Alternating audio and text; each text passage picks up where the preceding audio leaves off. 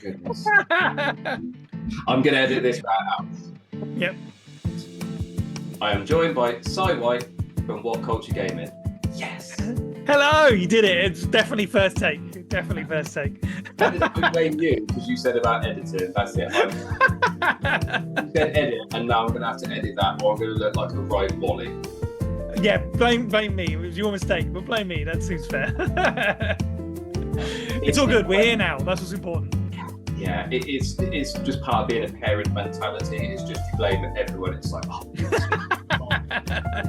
So yeah, how we doing? Yeah, all good. Wonderful. Happy to be here.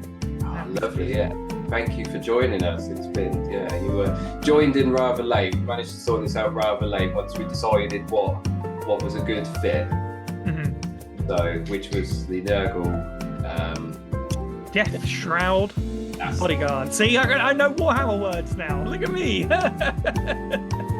yeah. I've kind of drove you on the slippery slope of this now. So I've been told. You're definitely not the first person to say, "Oh, it's begun," has it? It does. It really does. Like you find people just go, "Oh, I'll go into this Warhammer place, see what it's like," and they do, and then they come out, and then like 2 years later, they're like, "Yeah, I've got a problem." And it's like, "Yeah, well, welcome to the rest of it." So, and it's even worse. I managed to avoid it for so long, but a long non-history with Warhammer essentially.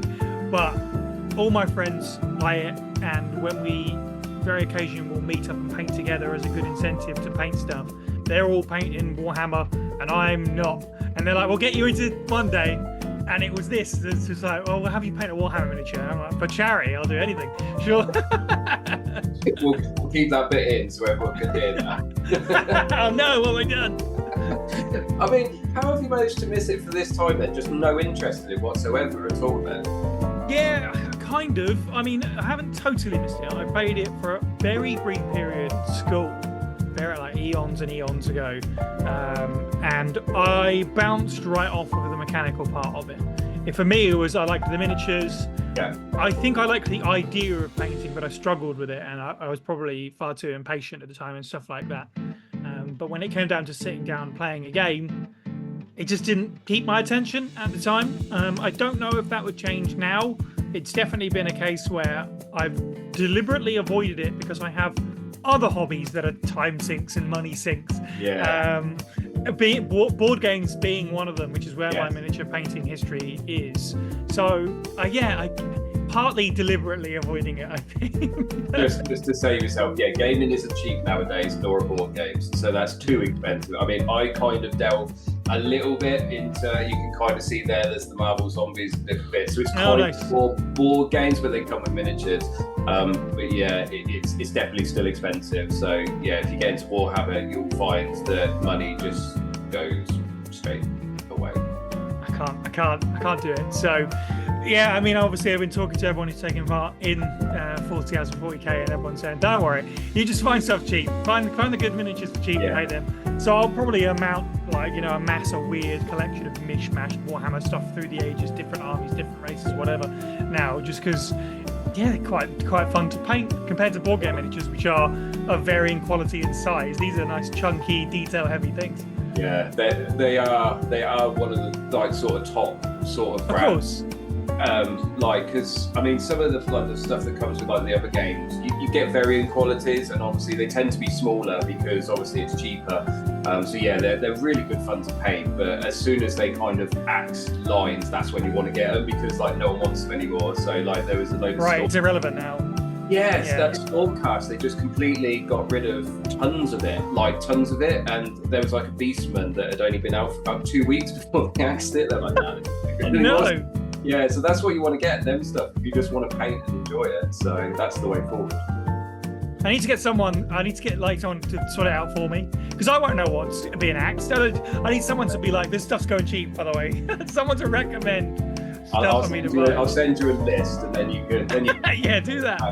You can blame me for that one and just say it's your fault. So when you're thousands of pounds down the drain and completely hooked, you can just blame me, and I'll say I'm sorry, kind of. There you go. Speaking of things that are going in the recording and staying in the recording, and now I have it on record, I can blame you. Got it. Sure. Thank you.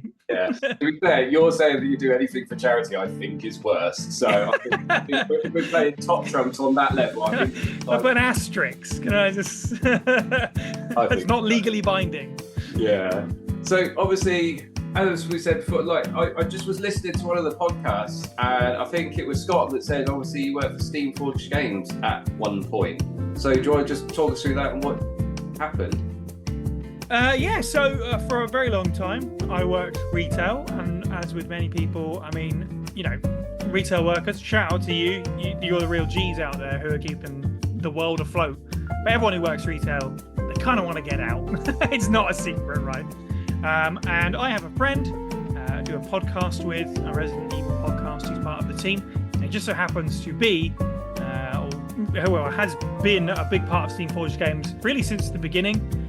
The reason we met was he's the lead guy on the Resident Evil board games, so that's sort of how it all coalesced. And it just so happened that they were looking for a junior designer and developer, and he knew that I was a very creative person. It was a role where they wanted to scale someone up, so it was like, we're looking for someone who doesn't really have experience with it, and when it comes to playing that kind of board game, more than just playing Monopoly with family at Christmas kind of thing, I'm talking real meaty board games.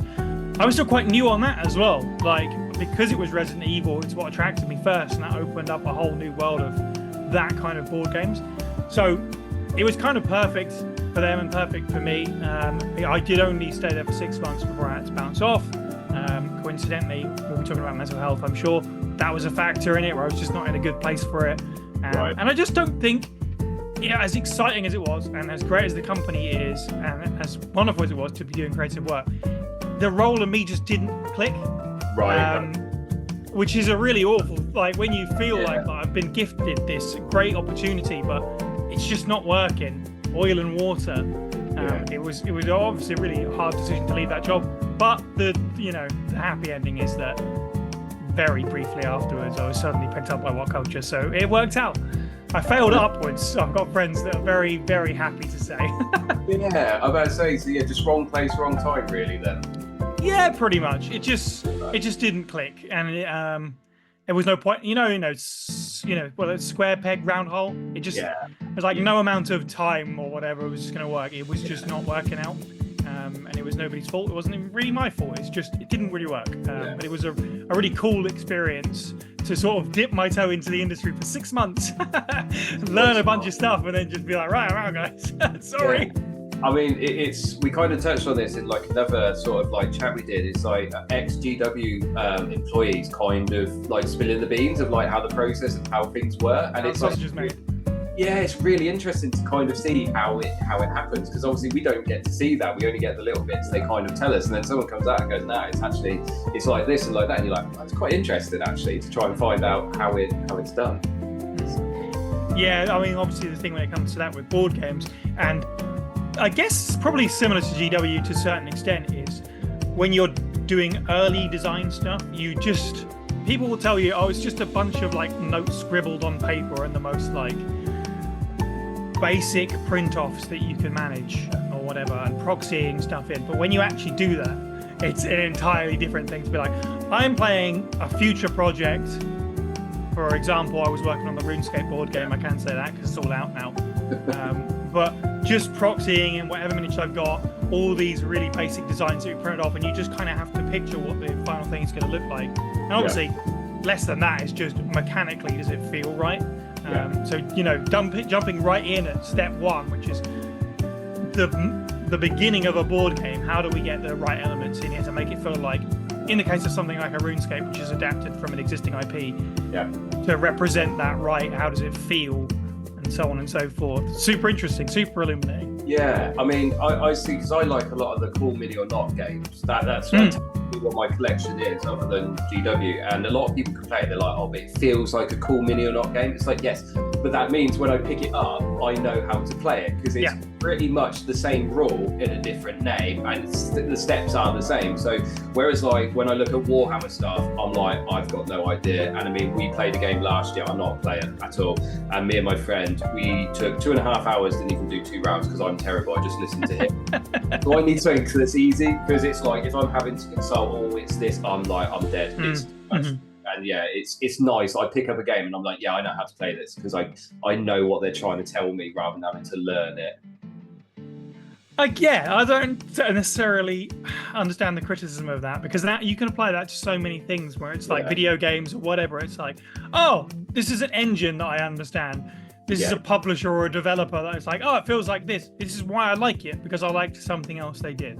As long as there's some recognizable changes or whatever, or even in some cases, just like reskin it into another thing I love. Sure, great. You know, if it's a good thing, why complain about more of it?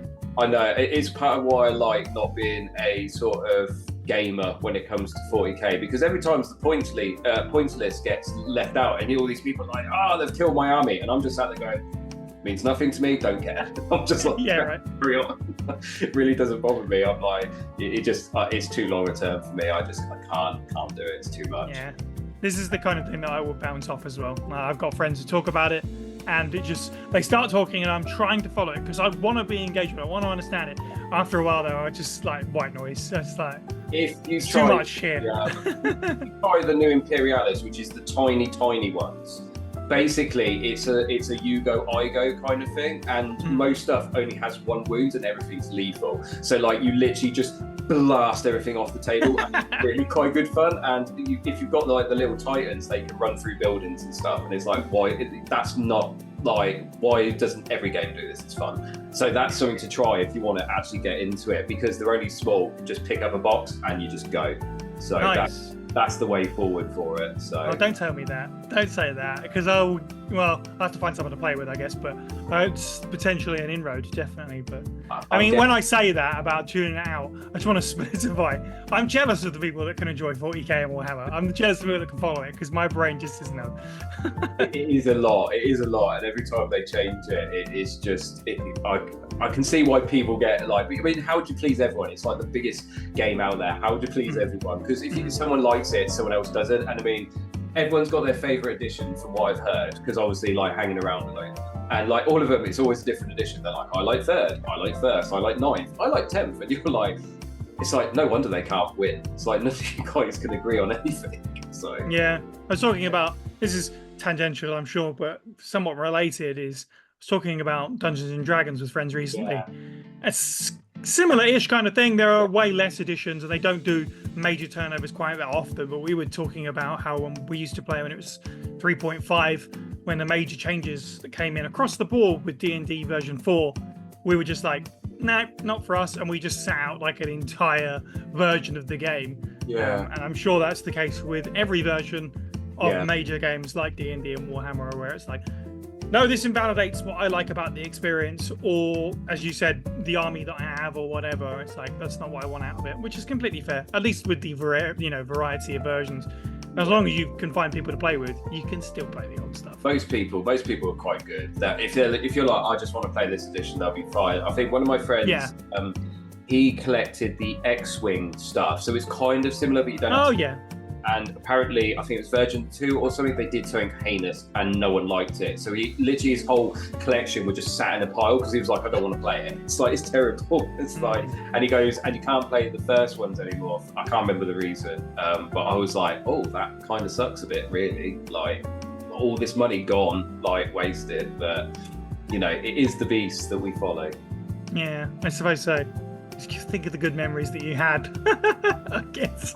I mean, it must be quite similar in your current job with gaming. Like, it must be quite similar, sort of, like, living the past. I played GoldenEye recently for the first time since I was, like, in my teens. And I was like, these controls are shit. It's like, how did we play?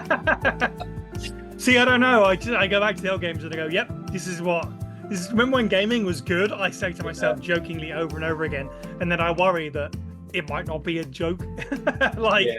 I hate to be that person, and I try and obviously follow what's going on, and I do play new games, but more and more I'm realizing that maybe I like the old stuff more, and I guess there's nothing wrong with that. But we've still got PS2 here and the games, so it was good. I'm tempted to get a PS3 because not only are they cheap, but there's tons of games, and I'm like, you could just pick up so much so cheaply and play. So that might be a future thing. when it comes to like video games, and I run really a lot of things, it's if you've got the opportunity. I'm not saying you should just immediately splash your cash, but in the case of I could buy this because it's cheap right now. Yeah, because it's the cheapest it will probably be, because everything is only going up. The older and the rarer it gets. So that generation right now, you can pick up a lot of stuff for cheap, but in 10, 20 years, it's going to be becoming gold dust. There's lots of like PlayStation 1 games, for example, that were rare enough at the time, but now they go for hundreds of pounds. And it makes me sad that sure I can emulate Castlevania Symphony of the Night, but it'd be really nice to have it on my shelf, but I don't want to spend 650 quid. It's a lot. We got lucky. We found Simpsons Hit and Run at nice 50p. Hey, excellent. They're like 20 quid now, and I'm like, it probably wasn't that much more expensive when it came out. So I was like, I'm not paying good for it. So yeah, we picked that up. I think the only one I paid quite a lot of money for was 30 quid, and that was for the Dragon Ball Tenkaichi 3 on the PS2, because that's like the best one. And I was like, we need this one. I might have that. I've never followed Dragon Ball, but I think I've got it on the shelf for whatever reason. Keep it because it's rare to get, and it's expensive when you find it, and it's good because it's got all of the characters on it. So like when my son was like, "Oh, I really like Dragon Ball," I was like, "You need this, then play this." I have a weird feeling. I picked it up from CEX. It's just like, let's have a fighting game for the shelf. Yeah. And there's Budokai Tenkaichi, and there's Tenkaichi as different series or something like that. Yeah. This is the worry from like buying from secondhand sellers is I bought a case with a different disc inside it. I was like, oh, okay. It was from whatever the other series was. Yeah. Again, as not a Dragon Ball person, it didn't really bother me because it was just like, I can put this on a shelf. Friends will want to play it. It's something fun to goof around with. But if you're looking for that thing, it would have been a moment of like, welp. Yeah. Oh no. I mean, there's been about 400 games at this point. It's like you never know which one you're going to get. I mean, there's been so many. So yeah, it is a good game though. If you have got that one, you're in luck. It's lovely. I have to check after now which one it is. It looks a bit terrible nowadays, but again, it is PS2 era game. But it plays really fun compared to some of the newer ones, which are just terrible. So, I suppose we should talk about the mental health side of it. I suppose. Sure. So, I'll just leave the floor open to you. Obviously, you mentioned it earlier about obviously job not really suiting you and struggling. So. Yeah, it's one of those things where as I said, you kind of gifted a great opportunity. Why doesn't this feel good? Yeah. And I think now when I look back on it and reflect on it, it is a really interesting set of almost conflicting feelings. And if I had to take any lesson from it, it's that it can really strike at any time. Like I should have been over the moon. And to some extent, I really was. I was living the dream kind of in my mind. I was out of the retail thing. I was working from home, working creatively. We were doing really exciting, cool stuff. When I wasn't working on RuneScape, I was working on Resident Evil, the board game, which is like, dream stuff. One step away from the actual team who make the board games. Yeah. And yet, I just wasn't happy. And it was, and it was because it wasn't clicking. And it really dragged me down into a pretty bad place. And it wasn't until I kind of identified, as I say, not everything that seems great is going to necessarily fix all of your problems. Yeah. But I had to step back and be like, right, this is how I'm going to have to navigate this, which was utterly terrifying to leave a job like that and go back out into having nothing. But were you worried you'd end up back in retail? Was that kind of what you were? Pretty much. I mean, in my mind, I was like, this is it now. I need to, whatever's after this, I need to follow it up with something that I actually want to do. At the same time, bills got to be paid. Yeah, you need money. Exactly. I had enough to keep me going for just a little bit, but there kind of was, I guess, the caveat of if I don't find something, I better just take whatever's available. Yeah. Which can be, it is what it is. It's kind of, I don't want to say demoralizing is quite an extreme term, but it's a really horrible thing to have to feel like you've regressed, I guess, shuffle back into that. As I say, thankfully, it didn't work out that way, but you have to kind of bear down the options of that's a potential thing that's going to happen. Yeah, it must be quite scary to just think, you've got to a point of where you've left a job which you were not happy about. You've got out of retail, you got into a job that you really like, and then it's like, oh, am I going to end up back in retail again? Like, it must be quite scary. And like you say, if you've not got money coming in, we've all got bills to pay. It's quite, well, they say you're only one paycheck away from being like in trouble. It's like it is quite scary when you think about it, especially the older you get and more expensive it gets, and it's like, oh no. Yeah, I mean, when it comes to like work, I think is a big source of stress for everyone. Yeah. And for some people, it's just the case of getting or having a job. As you say, the older it gets, can be harder as well, because workplaces are looking for, fresh people that are just looking for anything at that point. Yeah. So re-entering the job market, as it were, it can be, progressively scarier and scarier if you feel like you've fallen off rather than just kind of gone from one to the next. It wasn't it was my choice to leave, but it was not like I was going directly to another job. I decided to be like, I have to get out before I find something else, because I just need to get out before it gets worse. Yeah.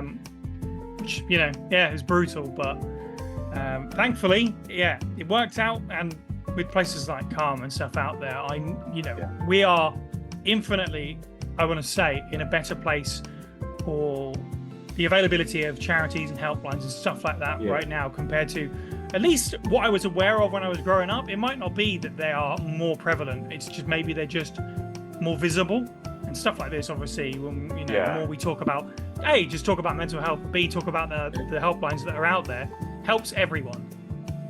It is. I mean, we were just saying, like, you notice there's a lot more of like, I spent most of my life in football teams, which is a very manly, very that sort of, or just, just cheer up a little bit, or laughed at for feeling a bit like that. And like before I completely walloped my knee in and gave up, you could notice there was a bit of a change. Like the banter was still there, wasn't as brutal, but it was more a case of if someone wasn't, feeling it, people would put an arm around and go, "You're right, everything okay?" Like it was a lot more. Whereas sort of 10 years ago, it would have just been relentless, like really, really bad. And hobby-wise as well, when I first got into it in like the 2000s, like through Lord of the Rings, it was very male-dominated and it was very niche. Like it just wasn't like it was very uncool, all that. Whereas nowadays,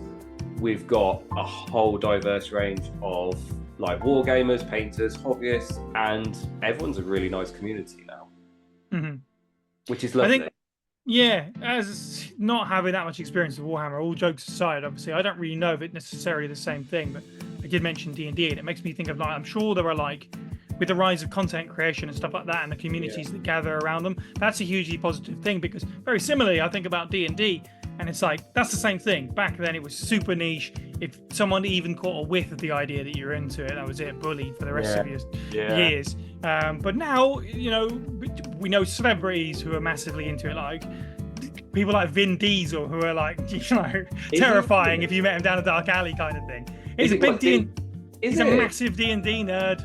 And just celebrities in general, lots of them have made a career off the back of being into D&D and stuff like that. So I think that helps the perception of it, and that helps it become a safer space for people in general, instead of somewhere that could be potentially toxic. And I have to imagine, again, I'm just theorizing, that's probably the same with wargaming as well, right? Yeah, pretty much, you see it more often. I can remember like years ago we were watching WWE, and we watch AEW nowadays, but we were watching WWE, and I was like, Shayna Baszler was wearing a shirt, and I'm like, I'm sure that's a porn signal. And it's like, she's massively into it, isn't she? Yeah, but before everyone knew about it, she just wore a corn t-shirt with a leather jacket, and of course where the camera angles go, you couldn't quite tell. And I sat there going, that's definitely a corn t-shirt. And then of course she came out in like, I think it was like a Dark Angels suit next, and I think she's done all of them now. But there's quite a few of them. Obviously Henry Cavill, famous Warhammer nerd nowadays. There's plenty of them, which you never used to see. When I was back at school, apparently our science teacher was into Games Workshop and Warhammer, but it was like a secret because no one wanted to say anything, and he definitely didn't want to say anything. So it's one of them where it's like, shh, don't tell anyone. It's much nicer now. Obviously, there is still people, because we've got the whole female Space Marines issue that still dogs the hobby, but again, they are plastic soldiers. Let's get over it a little. As long as you're happy, it's your toys. You do what you want with them. Yeah, pretty much. That's in every hobby now at the moment, isn't it? It's just hopefully, in years to come, we can see the end of that, and that's kind of leave that in the past. But there you go. So obviously, mental health wise now much better. I take it much more. Yeah, infinitely so. I'm literally thinking about it by coincidence earlier today about a different darker point in my life, and just thinking, and because so let's get completely honest, because this is the space to do it. I found some writing of mine that was like, oh, okay, this is really brutally honest. And I look at that now, and it just makes me think, I wish I could go back to that person and say, it's going to work out. And this was pre-transition, just a very long time ago. But, the positive steps I've made through that have included that, and just general mindfulness and that kind of stuff. It's like night and day. And it's so, I wouldn't say alarming, but it's really interesting to look at that and be like, wow, I was, in a really different place that I haven't felt for a very long time, because I'm able to get myself out of it, and because I'm able to go to certain people, be it friends or whatever, when in need. So there have been the dark patches, but right now in a good place, which allows me to do stuff like this, where I'm like, okay, whatever I can do to help other people avoid having these instances that I had. I'm about to say, because in recent years, the sort of space of just attacking trans seems to have kind of gone through the roof. I, old enough to sort of being born in 88, remember that it used to be gay people who used to get the same sort of beating in the early 90s, where they were the bane of everything, and now people seem to accept it. It seems to move on currently. Like, how does that feel like on a sort of seeing it? Because obviously you're quite prominent online as well. People know you, so it must be. I did pick a really interesting time. To transition. Right, exactly. And I think it's really interesting, I guess. I always come on things like this, and I don't want to talk too much about myself because I feel like a bit of an egotist. But that's, I guess, I at least you're willing to say. Whatever you're it's not a discomfort thing. It's just like, here I go blabbing about myself. But like, when I started at Whatculture, it was such an interesting thing where it's like, I'm suddenly much more of a public-facing figure than I ever was before. I've been, doing YouTube stuff forever by myself. But obviously, big channel, pre-established audience, getting in front of that. It was really only months after I got that job where I kind of came to the point where I was like, okay, I need to do this. Yeah. And I think more than anything, it speaks to having a comfortable situation. Yeah. Because I was instantly comfortable in Whatculture, just the working environment largely, the people there, the work itself, everything was just like, okay, this is it. Especially after going through what I went through before, where it's like, this job is not clicking, this one is. And finally, I was in kind of a safer space to be like, oh, I feel comfortable sort of coming to this allowing myself to come to this realization. But as you say, hand in hand with that, I'm a public-facing figure now. Yeah. Which is, should be deeply terrifying. So it was a really interesting experience in testing how thick my skin was, I guess. Yeah. Because you start to get a little bit of, whatever from the internet, hate comments, whatever you want to call it, people being nasty. And mostly it kind of pinged off. Mostly I could laugh about it, or I could, I'm going to just say, sometimes I get stuff and I'll send stuff to people where, look at this idiot. What is this stupid opinion? What's this person know? And we'll just laugh at it and move on, YouTube has a great feature where if someone comments something nasty, you can hide the user from the channel. That doesn't mean they're blocked. They can see the channel, they can watch the content. Every time they leave a comment, it just goes into the void. It just the great joy that I feel when someone's just really nasty about anyone, to be like, enjoy your comments into the black hole, because no one's going to see. You're just wasting your own time.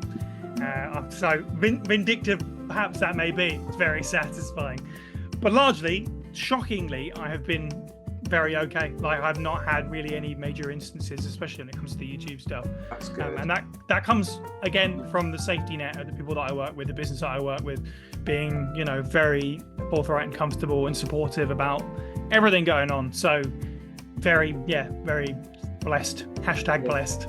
That's good. I mean, from the outside, obviously you guys get like a real amount of like help. Like obviously I know Josh was off for quite a while and Andy as well.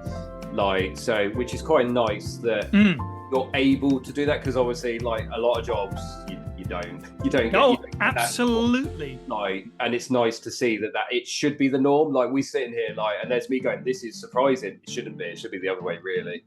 No, you're absolutely right. It's my norm because I've worked there for a few years now, and I've been told enough times I'm a bit of a workaholic. So occasionally we'll be like, I've got this much on. I'm like, maybe I'm a little bit stressed about it or whatever, but to a certain extent, I enjoy that. I like having lots on. I like knowing what's next. I like the challenge of it. But repeatedly, I've been told, if it's getting too much, you can just get rid of this. We'll take a step back or whatever. It's always really nice to hear that reassurance. And yeah, to see it in action from people that I do work with that have been like, hey, I need to just take some time away. And the only thing that then comes is like, okay, this is how we're going to tackle the gap in the team. Yeah. Don't worry about that. We're going to figure that out. Yeah, it's our problem. And it's fine every time. Like, we have managed to do that every time without any issue. The only way anyone knows that anybody's taking time off is because obviously a lot of us are on camera. So people are like, hey, where is this person or whatever?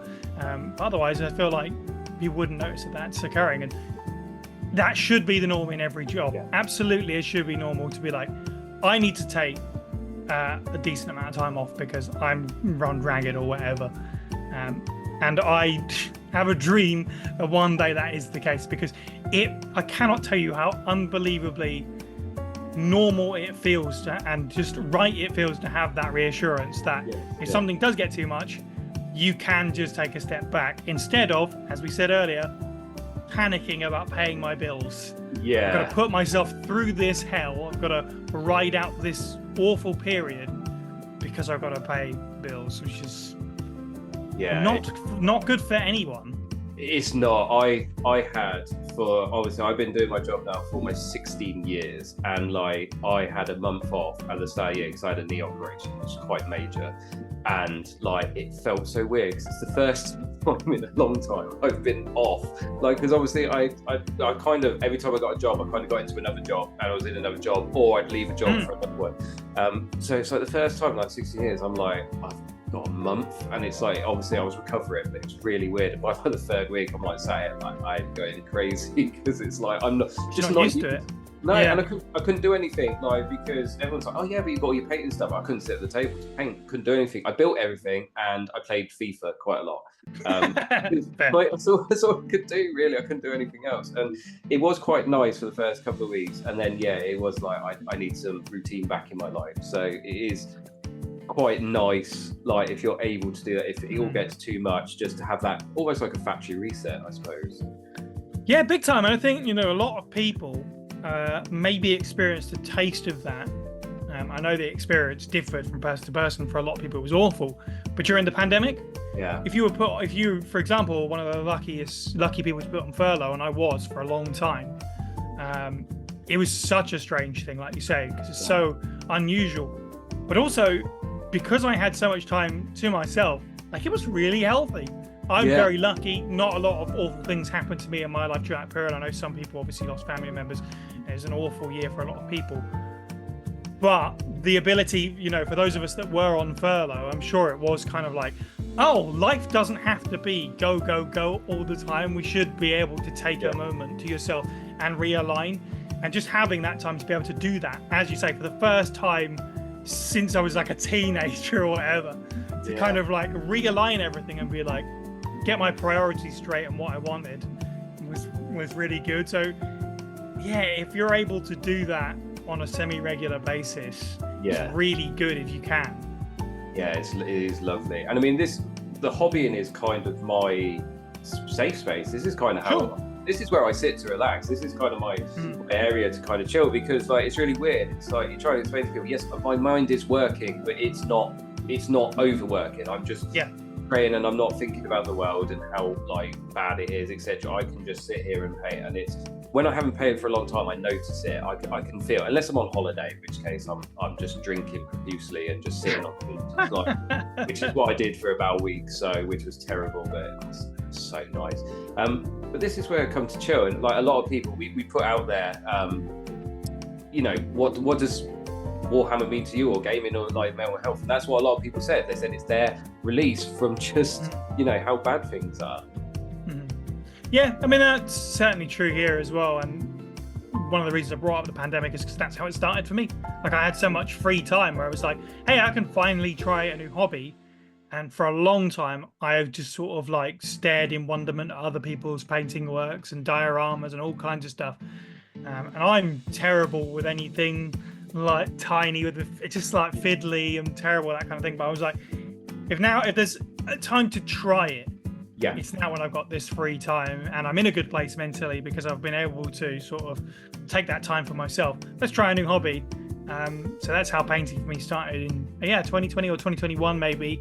Just buying like cheap Reaper mini zombies and a bunch of paints, because zombies, you can't really get them wrong. No. So to this day, 4 years into the hobby, and I still kind of consider myself a beginner really, because I don't do it as often as I'd like, and I'm at a skill ceiling where it's like, it's scary now. If I try something new, I might start messing it up, you know? But I still love painting zombies just because it's simple, easy fun. So that's really good for me. Like, zombies that's good mental health space for me, painting zombies. Weird, but...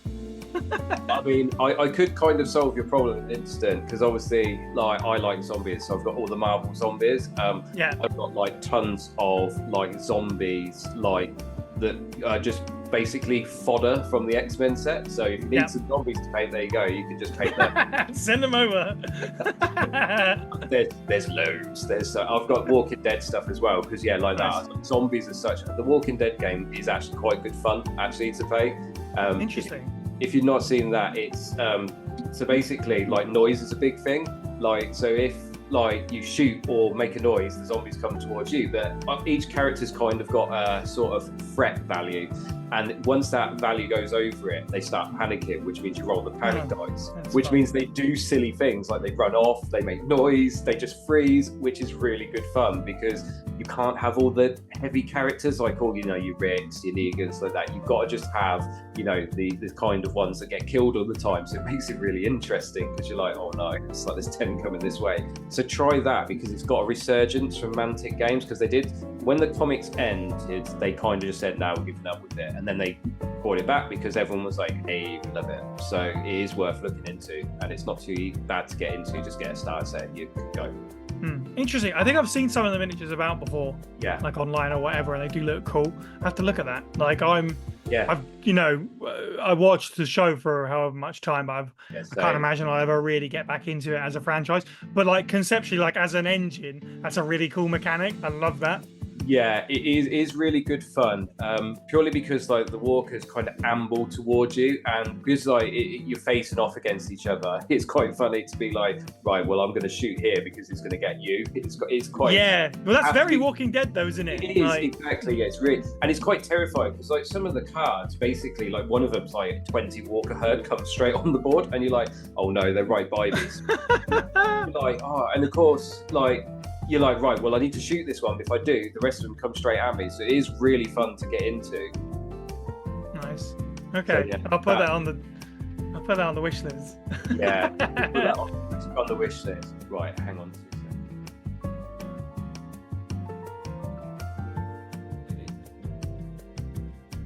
There we go. So do you want to talk us through how you've been enjoying the Nurgle guy? He is right here. You know, it's not going to show very well because it's so dark. Well, here he is, my brightly coloured Nurgle. With you wouldn't have seen this yet, Matt, but I don't know if it'll show my little my little Whatculture logo that I just had to include in there. Yeah, great. Like I've really enjoyed it. Like I say, it's been a kind of a whole different experience for me, because a lot of my painting is not just zombies, I promise, but just board game miniatures in general, which tend to be a lot smaller, like 10 times smaller, which can be challenging, but mostly it's just like, I want to get them looking good for the table. The smaller detail doesn't really factor into it, because when they produce them that size, there's only so much small detail they can really put in it. But there's a lot going on here. I just kept spotting new stuff. I was like, oh, this is cool. I can do this. It's been a real challenge. I pushed myself in a few areas where I haven't before. Hopefully it's up to snuff, but I feel like it's been going really well so far. And I don't know what it is. I mean, Nurgle are cool in general. They are. But as soon as it was like, you're doing a Nurgle, I was like, I'm just going to do this completely differently. Like, people, I guess, when it comes to me, again, somebody who doesn't know, but when I think Nurgle, greens and dark colors, I was like, do you know what? No, I'm going to go baby blue and purple. I just wanted to do something. It's a one-off, so let's just do something completely weird and different. And for some reason, that color scheme just hit me.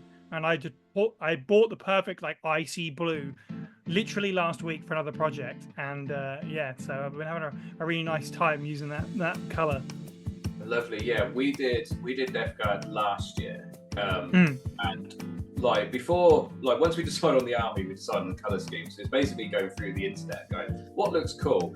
There was no different ones. The only other thing I could find was a black one with red on it, and otherwise it was just different shades of green, or the pallid hand, which is cream, and cream is horrible. So like, you know, I don't fancy that. So yeah. That was last year's army, the Death Guard, but it's really popular because it doesn't have to be neat. So you can just kind of like attack it with a sponge and it looks cool. So I think that kind of, for a lot of people, is like, yeah, this is my thing. So basically, I've got a miniature that should have been easy and just made it way more complicated, is what you're saying. A little bit. You know what? It's fine. As I say, it's a one-off, so why not? As long as you're enjoying it, that's the main thing. With everything, you've got to enjoy it. Like, especially in this hobby, just enjoy it. It's like that's the point.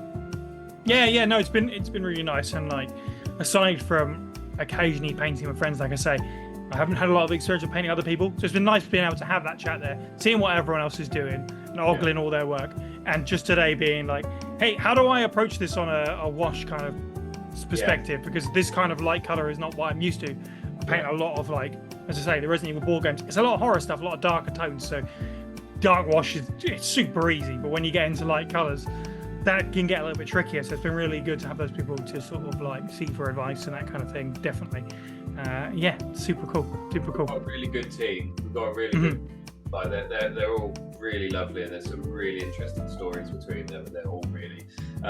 Andrew, the guy who started it, started it, which he pointed out when we spoke before, and he said like that's one of the big reasons why he created a group, was so that people could talk, like so people, you know, kind of have a bit of a chat and talk a bit of gaming, and you know, without, you know, if it's an escape for people, that's the thing. Like last year, it was 800 calls we helped fund for Calm.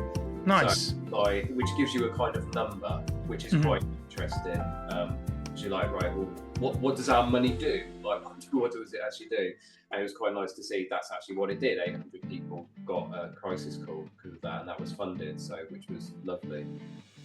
That's fantastic. Now, I'm really excited to check in on the stream and just see what the final result, what the final number is. It's just, not only is it really cool just to be a part of a small conversation of, you know, fellow painters, but the fact that we can do some good out of it is, obviously that's the real end goal for it. So, looking forward to seeing sort of where it ends up this year.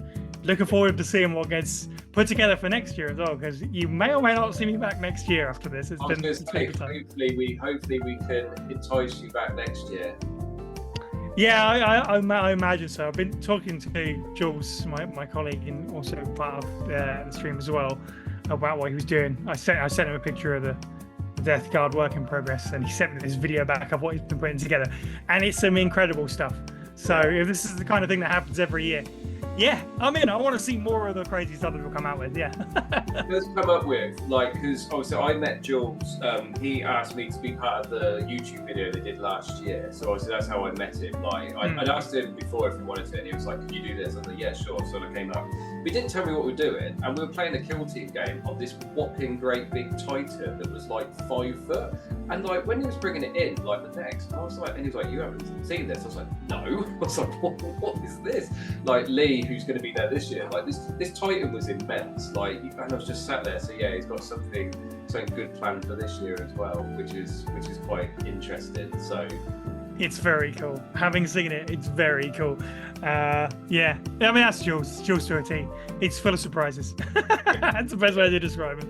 Yeah, definitely. Which is quite nice because obviously at the event we have guys playing the 40k for 40 hours, so it is quite nice to have other stuff. Because I usually kind of do some painting. Well, I did last year because I ended up paying the Demon Prince for the army absolutely at the event because I was so behind with everything I was doing. I was like, no, I'm gonna have to do this at the event. But we usually do stuff. There's like a nice group from Imps that sit there and paint, and then like me and Will and Lee are going to do a Demons Primarch Dreadnought battle. Because I love my Primarchs, Will likes his Dreadnoughts and things. I've got Demons. I was like, yeah, cool. So we've got a few interesting bits coming on. So Nice.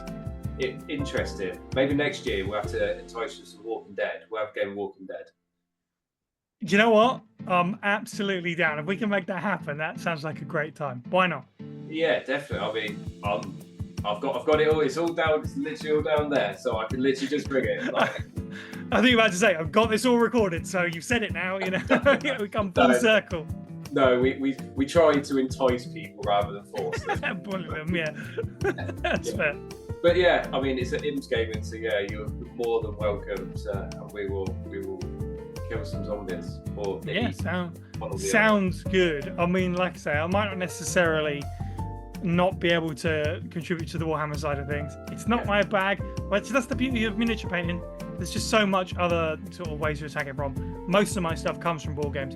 So if you want someone to do some board game stuff, playing it, painting it, then I'm more than up for it. Yeah, Andy admitted himself the only reason why he wanted to do something, and he found that like because he does 40k, he was like, right, well, 40 hours and goes with 40k, so that's how it came across. Sure, that makes sense. We've had other stuff. Last year we had an Airfix bomber kit or something. That's so cool. We've had other miniatures in there, like companies send us stuff in different bits. We try not to just be exclusively 40k because it's only like one side of. I mean, Games Workshop's got Age of Sigmar, like the Middle Earth and all the other stuff. So I think there's going to be some Necromunda going on as well. There's always other bits. So yeah, we it's not like it's specifically 40k. So yeah, if you want to bring some board games down, we're well up for that because it's just different. Because like I said, I've got 40 hours to fill, and it's like, you know, even the most ardent battle rep people, 40 hours is a long time. Yeah, that's true. I mean, variety is the spice of life. So yeah, bring it on. Let's add some board game to this mix next year. Yeah, it gives the guys a bit of a break as well because like it means they can kind of play in the background gently and just be like in between brief naps. I think they actually can. I think they just go like wholesale by the Sunday night. They're very gone.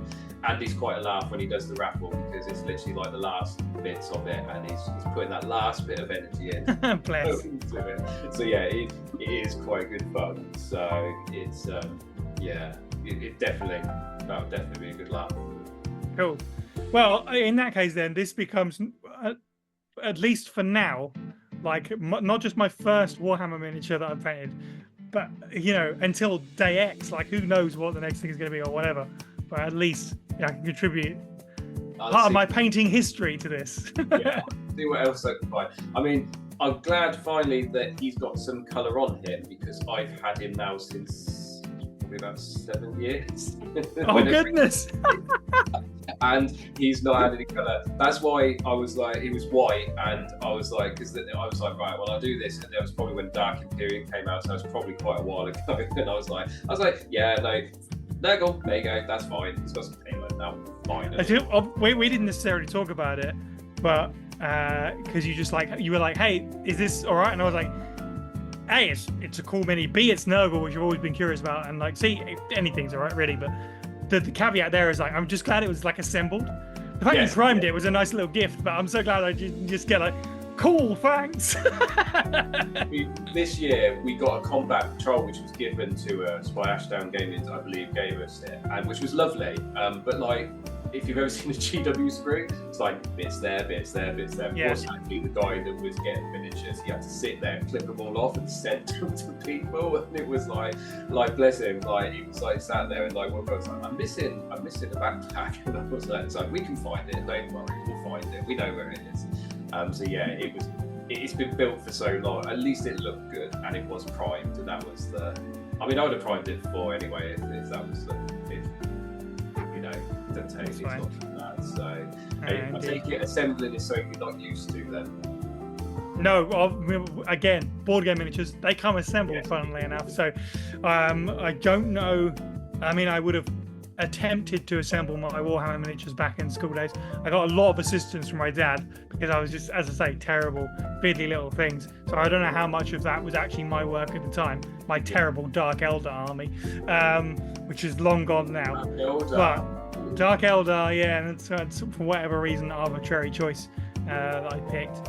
And yeah, so I'm just very thankful I didn't have to attempt that first step, because otherwise he would have sat unassembled for a long time probably, because terrifying, the idea that I have to do that. Not used to that at all. Priming, painting, totally fine. Basing, I've gotten massively into basing in the last year, so this guy's going to get a little bit, but you can help me base next year then, because like basing is like we've got our whole army to base, and it's like something very therapeutic about basing, I find. Some people do amazing like stuff. I've seen some stuff, they just look like miniature gardeners. They're amazing. I can't guarantee it'd be good, but I like doing it. It'd be based. Hey, maybe that's how I get good, right? Just keep doing it. So I've still got in my cabinet behind me, there's like some of my original miniatures I painted when I got back into the hobby, and like the basing is terrible. Like it's just like these chunky rocks on this base, and it's like they just look terrible. It's so bad. It's incredible. Like that's a whole other thing in itself, isn't it? Like the stuff that some people can do. I said the word diorama earlier, but some people just essentially put mini dioramas on some miniatures, especially when it's the larger stuff. So you've got that room to spare. Seeing what some people put together with stuff that looks like water and stuff, that's really interesting to me, and was something that I would maybe put some time aside to experiment with that. I mean, the best place for that is if you've got a hobby shop that does train stuff, you can pick it up a lot cheaper than the wargaming stuff, and it's pretty much the same thing. Yeah, I'm sure. At least you can have an experiment, because it's literally the same thing. You just kind of base in a small base rather than a train track, and because that's where I got my first one from. And it was good. It just took forever to dry. It's like you'd have to wait for days for it to dry. And I was like, in winter, like summer, it wasn't too bad. But it's like you need 24 hours. It's like this isn't dry in 24 hours. But that's a good way of just like practicing with it and just seeing what works. Yeah, maybe that's next on the list of things to do. Just put a longer pause on all my half-painted mini games and start painting just some bases and start messing around with bases and get better at that. It's something that I definitely would feel like I would enjoy. Yeah, one of the guys who helps us with a charity, a guy called Ben, he's a tabletop workshop. He does like green stuff in, but he also does bases as well for him. He sent me a diorama of an orc and one of the Kree soldiers in this base, and it's like, this looks so good. He's got a little barbed wire and everything. So this is that's cool. And it's like some people put so much effort into it, and it looks so good, and it makes a miniature really quite nice. And Games Workshop nowadays actually do basing bits on their miniatures, whereas before it was just the 2 flat feet on a base, you do the rest. Whereas now it's usually a tactical rock, or you kind of get some of the bigger ones kind of come on nicer bases. So which is quite good fun to be able to change it up a little. Yeah, totally. Yeah, I think it's one of the things that not everyone's into. Yeah. And it's one of those things also where, as with everything, there's a certain point where it's like, this looks good, this looks good, this looks good, and then suddenly you're into territories of just like incredible stuff that just takes a long time. It's just such a labor of love and patience, isn't it, with a lot of base and stuff, to get to what you're saying about where there's like barbed wire bits and all that. It's truly a sight to behold. But then you think about the slow motion patience of putting some of that together is probably pretty intense. The only thing that ever broke me was the terrain for the Imperialis is little square buildings, and every side needs attaching. And I'm pretty good at building stuff. Like Angron built no problem, he was fine. These broke me. I was like, I'm never doing another kit of these ever again. It was that bad. It was like you just could not get them straight, and if they were not straight, they couldn't stack on top of each other. Right. Like, why? Who decided this was a good idea? and sticking my fingers together, sticking it up, I'm just getting angry. I'm like, I hate this kit. It's like, but it's the only one they did at the time, so I was like, I hate this. So yeah, that was the only thing that's ever took me over the edge. So. Yeah, being forced to do it probably sucks. I mean, like the Malifaux miniatures, for familiar with, they are notoriously bad to put together. They're tiny little spindly bits. I think there's even like a tiny little beard that he's putting on to this guy, and it's like, but people know that, they know what they're getting into. Like, Right. you know, you if you pick them up, be ready for it. You know what's going to happen. But like with the GW kids, you kind of expect them to maybe go together a little nicer than that. Yeah, that is fair. Yeah, it wasn't. It was a sad time. Sad time. It's exactly why I was like, oh my god, thank God he's been put together already. But it's because obviously really wasn't familiar with Warhammer. It was kind of like, you kind of gave me a little bit of parameters. So I'm like, right, I'm just sat there. I'm like, right, okay, what? See what I can entice you with. Right, what's this? And it's like, right, it's like first one. Yes. You did good. You did good. Yeah. Otherwise, we'd be sat there brutally going, right, no, this, that. Like, Yeah, the evidence that you made a good choice is the fact that we're having this conversation. Otherwise, I would have been like, no, I'm not putting together something. yeah, definitely. So if you had to pick an army now, would it just be Death Guard? Would be like the one you go for? I have a special place in my heart now, so maybe, yeah, maybe. I do. Well, it doesn't look dreadful to put together. Like, there's no tiny beard, like you say. No, they're not too bad. They weren't too bad, the Death Guard, actually, because when we built them last year, no, I didn't have any complaints, because if there is a bad kit, you kind of get complaints from people saying, well, this kit's terrible, and you're like, fine. Mortarian's a big guy, so he was like, right, okay. Luckily, I'd already built them anyway. I had my own one, so I just used that one, because I was like, no, I'm going to just use mine. So that was fine. Yeah, they are pretty good. It tends to be, we said about this, the push fit ones are really bad, and there was a Necron where like you had to push its back into its front in 3 pieces, but its back has these little spines that poke outwards, and of course it's a tiny little spine and you're pushing it. And but obviously if you don't put it together, it's got this whopping great big gap in the middle. Yeah. And it looks terrible. So when I do it, I just like cut them all off, and I'm like, yeah, that's it. Just glue it together how it's meant to be. It's just, yeah, there's nothing worse than a push fit model that does not go together. That is, As I say, spoiled by never having to consider this. Most of my miniature painting starts at priming. It's wonderful. Do recommend.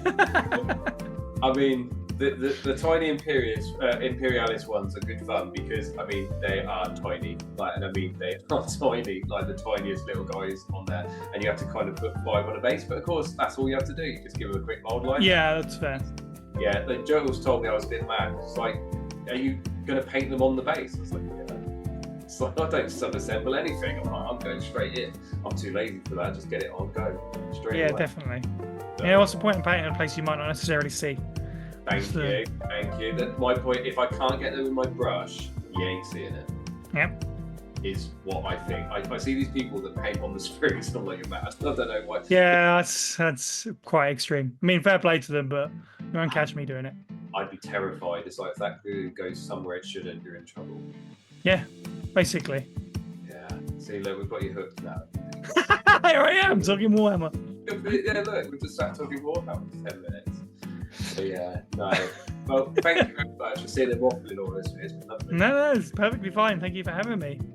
No, honestly, we really appreciate it, because just a little FYI, or kind of behind the curtain, most people get a lot longer, and you've had it for about a week now. So it was like thank you for doing it on the quick, because like we like to give people time, but it just kind of worked out. Holidays didn't help as well. I was away, so I was like, right, I need to get this out the door. So thank you very much for You're very welcome. doing it on the quick. All good fun. Awesome, and many more, it sounds. Maybe. We'll leave it with that one then.